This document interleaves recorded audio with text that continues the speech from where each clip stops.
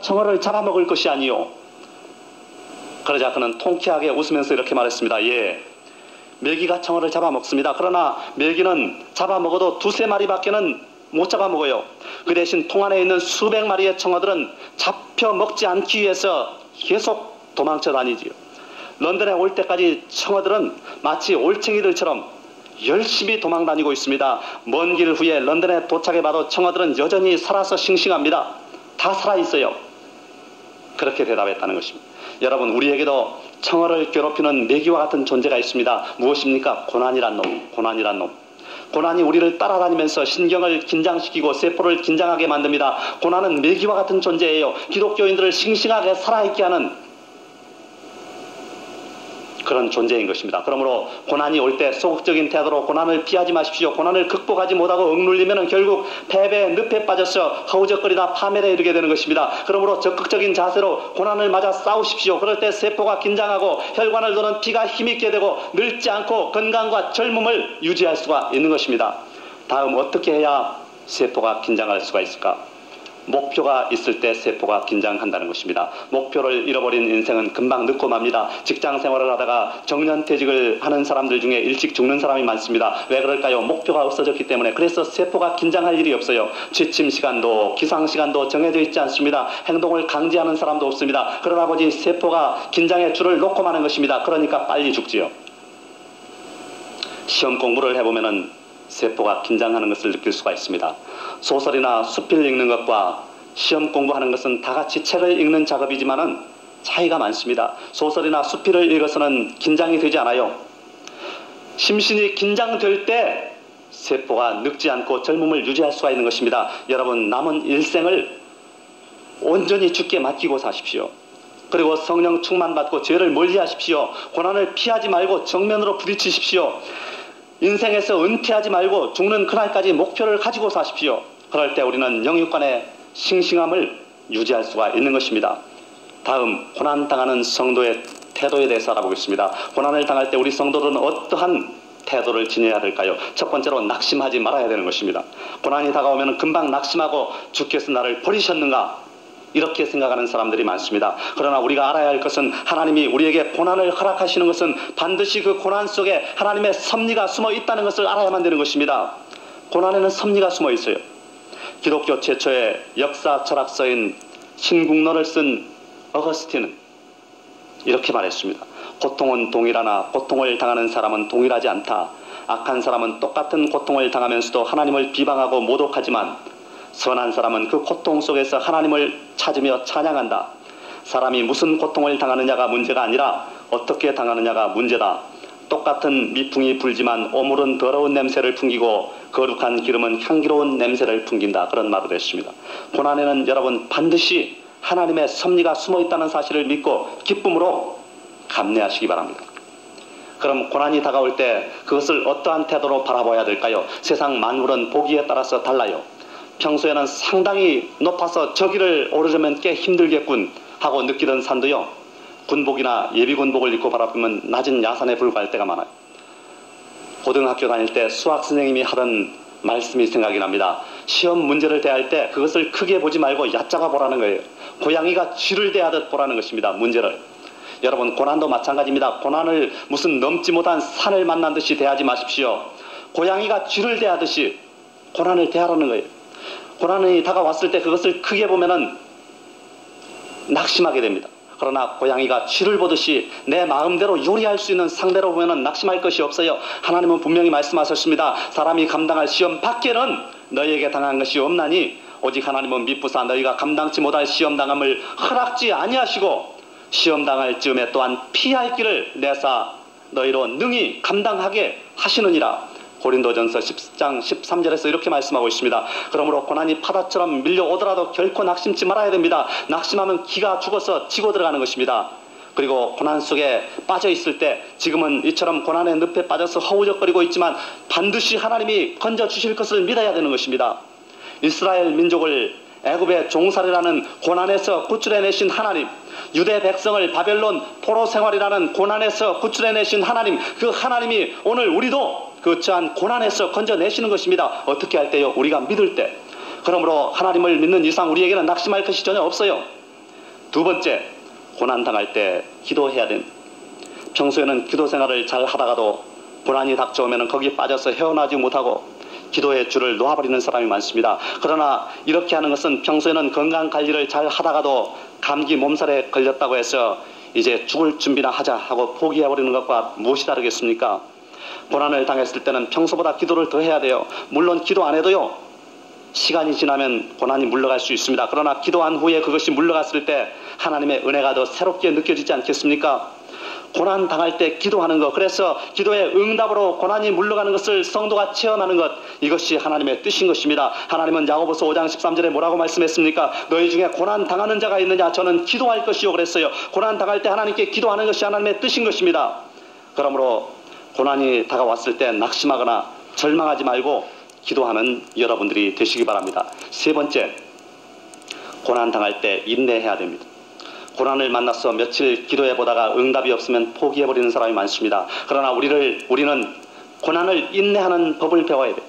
단기간에 끝나버리는 고난도 있지만은 장기전을 치러야 하는 고난도 있습니다. 고난이 오래 갈 때 우리는 그것을 인내할 줄 알아야 돼요. 누가복음 21장 19절을 보니까 너희의 인내로 너희의 영혼을 얻으리라 그랬어요. 마태복음 10장 22절을 보니까 나중까지 견디는 자는 구원을 얻으리라 그랬습니다. 로마서 5장 3절에서 4절을 보니까 우리가 환난 중에도 즐거워하나니 환난은 인내를 이루는 줄 알미로다 그랬어요. 고난을 통해서 인내하는 법을 배우게 되는 것입니다. 그리고 고난 중에도 끝까지 인내할 때, 끝까지 믿음을 지킬 때 그 인내로 영원히 구원을 받겠다는 것입니다. 인간은 고난을 통하여 믿음이 자랍니다. 고난을 통하여 내면적인 인격이 성장하고 고난을 통하여 성공의 열매가 열리는 것입니다. 크리스마스를 상징하는 화초 중에 포인세티아라는 화초가 있다고 합니다. 이 꽃은 색깔이 유난히 붉어서 종종 예수 그리스도의 보혈로 상징된다 그래요. 그런데 이 화초는 아주 춥고 캄캄한 곳에서 특유의 붉은 꽃을 피운답니다. 빛이 완전히 차단되고 냉기가 감도는 공간에서 남모르게 꽃을 피워요. 포인세티아의 파란 잎사귀가 어둠과 추위를 견뎌내고 꽃을 피워내는 모습은 아주 감동적이라고 합니다. 그런데 만약 포인세티아가 있는 곳에 빛이 새어 들어가면은 붉은 꽃에 얼룩이 생긴다는 거예요. 심지어 비상구를 통해서 들어오는 약한 불도 아름다운 꽃을 피우는데 방해가 될 뿐이라는 것입니다. 포인세티아가 가장 아름다운 꽃을 피우기 위해서는 철저한 고립과 어두움의 세월이 필요하다는 거예요. 인생도 마찬가지입니다. 인생의 아름다운 꽃, 신앙의 아름다운 꽃을 피우려면 춥고 고독한 시련의 터널을 지나야 돼요. 이 역경의 터널을 거쳐서 인간은 비로소 아름답고 성숙한 존재로 거듭나는 것입니다. 고난을 두려워하고 그것을 피하는 사람은 인생의 꽃도 신앙의 꽃도 피울 수가 없어요. 서양 속담에 고난은 맞서서 이기고 죄는 피해서 이기라, 그런 말이 있답니다. 고난이 올 때 끝까지 인내하시기 바랍니다. 피하지 말고 맞서서 인내하시기 바랍니다. 천국 하나님 품에 온전히 안기게 될 때까지 인내하게 되시기 바랍니다. 여러분, 고난이 여러분을 엄습해 올 때 결코 낙심치 말고 하나님께 기도하십시오. 그리고 인내하십시오. 오히려 고난을 전화 이복의 기회로 삼으십시오. 고난을 주님을 찾는 기회로 삼으십시오. 겸손하게 되는 기회로 삼으십시오. 고난을 통해서 낮아져서 말씀을 지키게 되시기 바랍니다. 그리고 영육간에 싱싱하게 되어서 건강과 젊음을 오래도록 유지하게 되는 여러분이 되시기를 주님의 이름으로 간절히 부탁을 드립니다. 기도하시겠습니다. 하나님 우리 아버지, 우리를 사랑하여 주셔서 오늘까지 우리를 지키시고 인도하시고 성령으로 함께해 주시는 우리 하나님을 찬양하고 감사합니다. 우리 하나님 아버지, 우리들은 고난이 오면은 이것이 죄 때문이 아닌가, 마귀가 나를 시험하는 것이 아닌가 이렇게 생각을 했지만은 아버지 하나님, 고난을 통하여서 하나님께서 우리들을 훈련시키시는 것을 깨달았으니 감사합니다. 우리 하나님 아버지, 고난이 다가올 때 우리 성도들은 낙심치 말게 하여 주옵소서. 고난이 다가올 때 하나님 앞에 깨어서 기도하는 저희들이 되게 하여 주옵소서. 뿐만 아니라 인내하는 저희들이 되게 하여 주옵소서. 그래서 고난을 통해서 주님을 찾게 되고, 고난을 통해서 겸손하게 되고, 고난을 통해서 말씀을 지키게 되며, 고난을 통해서 영육간의 싱싱함을 유지할 수 있도록 저희들을 축복하여 주시옵소서. 우리 하나님 아버지, 지나온 인생들이 있지만은 저희들에게는 또한 남은 인생들이 있습니다. 아버지 하나님, 앞으로 다가오는 모든 고난들을 주의 말씀에 의지하여서 성령 하나님을 의지하고 모두 다 당당히 맞서서 이기는 저희들이 되게 하여 주옵소서.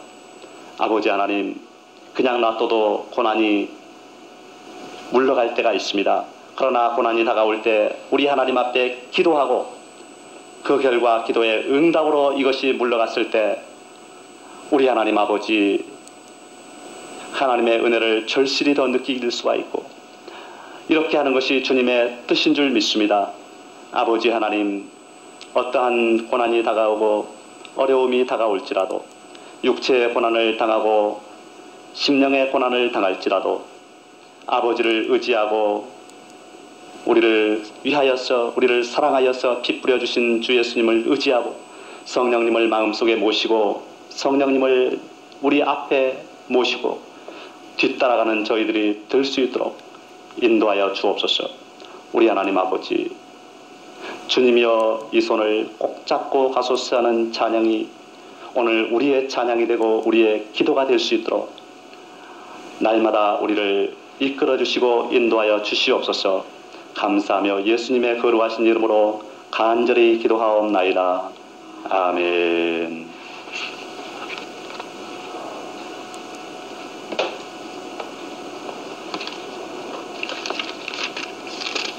찬송가 365장을 부르시겠습니다.